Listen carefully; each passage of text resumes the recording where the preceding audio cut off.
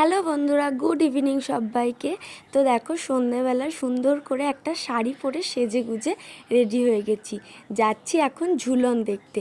তো চলো, এই দেখো চলে এসেছি। প্রথমেই চলে এসেছিলাম আমাদের ইস্কনে। প্রথমে ঢুকেই রাধা কৃষ্ণকে বসানো আছে যে দোলনার ওপর, সেই দোলনার দড়িটাকে একটু টেনে নিলাম। তারপরে চলে গেছিলাম ভেতরে। তো তারপর ভেতরে ঠাকুর দর্শন করে এখন চারপাশটা একটু ঘুরে দেখছি। এখানে কিন্তু আমি আগেও অনেকবার এসেছি, তো যতবারই আসি ততবারই খুব ভালো লাগে। পর ওখান থেকে চলে গেছিলাম দুজন মিলে গৌড়ীয় মঠে।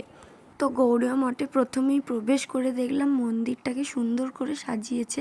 তো তারপর দেখলাম এখানে সুন্দর করে ঝুলনের মতো করে কৃষ্ণের নানা রকম রূপকে এখানে ধরা হয়েছে।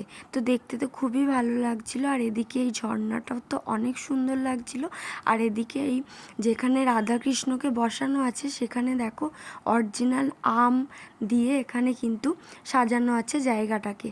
তারপর আমিও সেখানে গিয়ে রাধাকৃষ্ণের সিংহাসনের দড়িটা কিন্তু একটু টেনে নিলাম, দেখতেই পাচ্ছে সেটা ভিডিওতে। তো তারপর আর কিছু না, আর কোথাও যাইনি, চলে এসেছিলাম বাড়ি। তো আজকের ব্লগটা এতটুকুই, দেখা হচ্ছে নেক্সট কোনো একটা ব্লগে। বাই।